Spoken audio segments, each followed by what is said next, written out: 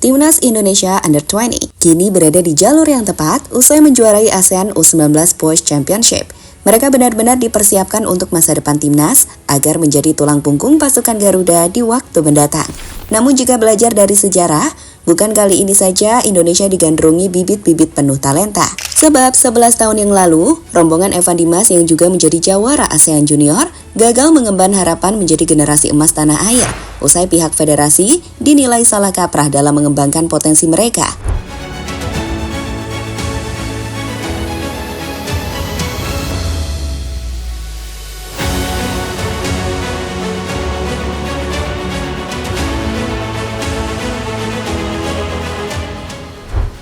Seolah habis bensin di tengah jalan, euforia yang sempat dihadirkan talenta-talenta hebat seperti Hansa Muyama, Zulfiandi, hingga Putu Gede, sirna begitu saja.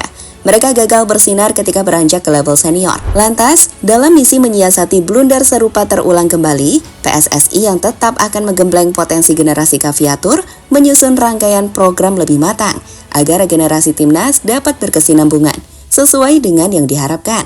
Dan untuk itu, berikut rangkaian program PSSI yang akan membuat jawara ASEAN Junior saat ini dapat terus mengembangkan diri di level tertinggi.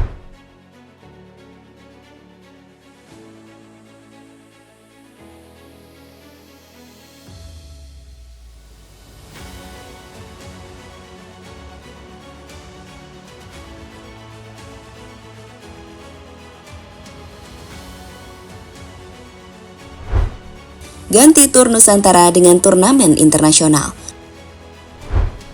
Mengingat rata-rata usia punggawa di tim senior saat ini berada di angka 24 tahun, maka otomatis timnas Under-20 yang usianya tidak terpaut terlalu jauh akan menjadi pengganti mereka yang sudah underperform di tim senior. Maka untuk itu, mengingat fokus PSSI saat ini berada di level Asia, maka perkembangan yang harus dipersiapkan tentu bertaraf internasional. Mulai dari mengikuti ajang Toulon Cup, kompetisi junior raksasa sepak bola dunia, John Shriven dan kawan-kawan dijadwalkan akan kembali menggelar turnamen internasional lainnya, usai menjadi jawara regional di kawasan ASEAN. Dan ya, jelang akhir Agustus nanti, Garuda Muda akan terbang ke Korea Selatan, mengikuti ajang Seoul Earthon Cup, menghadapi tim-tim tangguh seperti Argentina, Thailand, hingga Korea Selatan itu sendiri.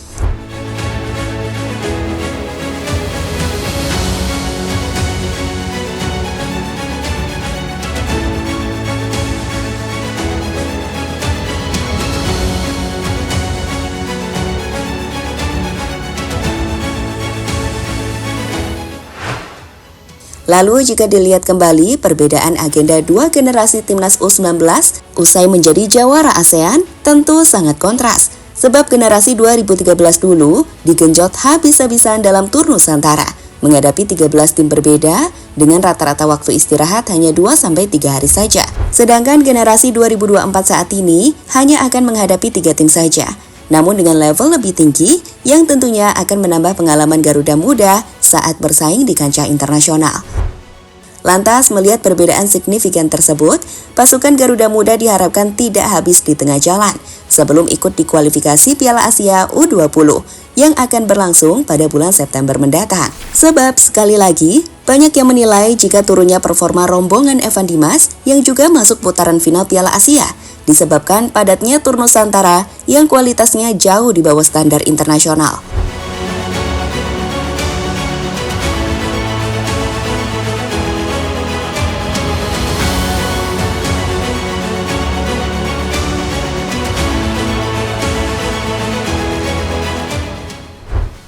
Datangkan tenaga tambahan baru.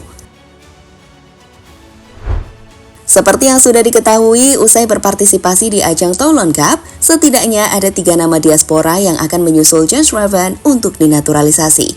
Mereka adalah Maurice Mohinoke, Dion Marks, serta Sacha Dekjan, yang masuk dalam rekomendasi awal Coach Indra.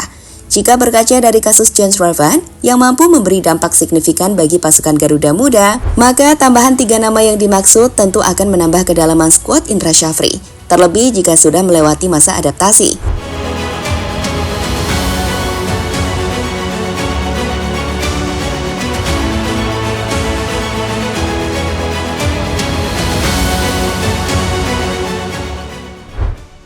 Dipusatkan di training center perdana timnas. Jika dulunya tim Merah Putih tak punya markas pasti, dalam tiap persiapan mereka menatap berbagai turnamen, kini kabar gembira datang melanda seluruh penikmat sepak bola tanah air, di mana Training Center Perdana Indonesia yang berlokasi di IKN, dikonfirmasi Erick Thohir sudah dapat dioperasikan untuk kepentingan Timnas Indonesia. Menariknya, fasilitas anyar ini akan diprioritaskan untuk tim junior terlebih dahulu, agar lebih fokus mempersiapkan diri jelang terjun ke agenda-agenda besar yang menanti mereka. Dikutip dari Tempo, Erick Thohir selaku Ketua PSSI mengatakan, "Sudah siap, 2 lapangan termasuk penginapan putra sudah jadi, mes putri tanggal 10 September. Kami prioritas untuk di IKN tim junior dulu, supaya mereka lebih fokus, lebih bisa melakukan persiapan lebih baik lagi ke depan."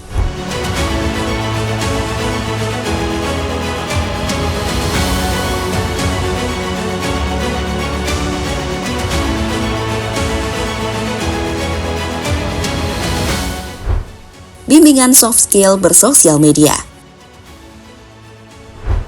Di tengah euforia yang kini melanda persepakbolaan Indonesia, Erick Thohir dan Indra Syafri mengadakan workshop khusus tentang literasi bersosial media. Hal ini ditujukan agar punggawa Garuda Muda tidak terjerembab dalam berbagai isu yang bertebaran di dunia maya. Selain itu, mereka juga dibimbing dengan soft skill psikologi agar dapat keluar dari masalah yang kerap menghantui para pesepak bola, seperti motivasi dan melindungi diri dari pembulian di media sosial. Dan hal ini dipamerkan Timnas Indonesia lewat akun official Instagram mereka.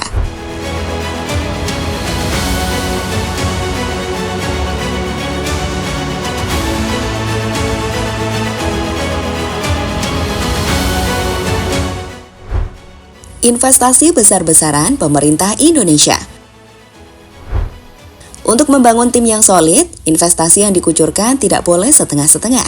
Namun saat ini pemerintah Indonesia sudah sangat terbuka akan hal itu, hingga membuat Erick Thohir lebih leluasa menyusun program jangka panjang untuk memastikan potensi talenta muda tidak layu sebelum berkembang.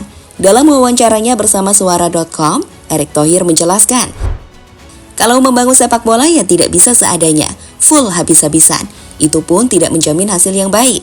Jadi saya tetap senang dengan dukungan pemerintah. Nanti U20 kita bahkan ada pertandingan di luar negeri lagi dengan beberapa negara.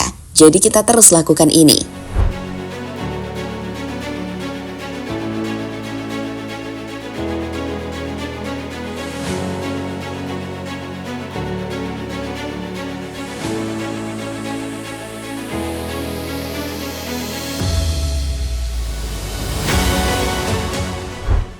Jadi itulah beberapa siasat PSSI tentang pengembangan potensi Garuda Muda saat ini, agar kesalahan serupa seperti yang menimpa generasi Evan Dimas layu sebelum berkembang tidak terulang lagi di era Doni Tripamungkas.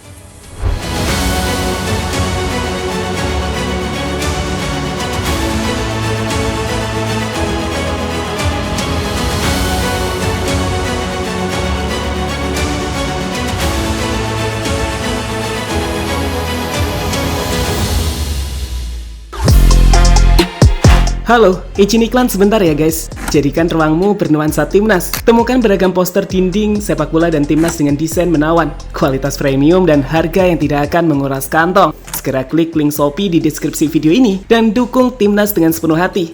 Mulai dari dinding rumahmu.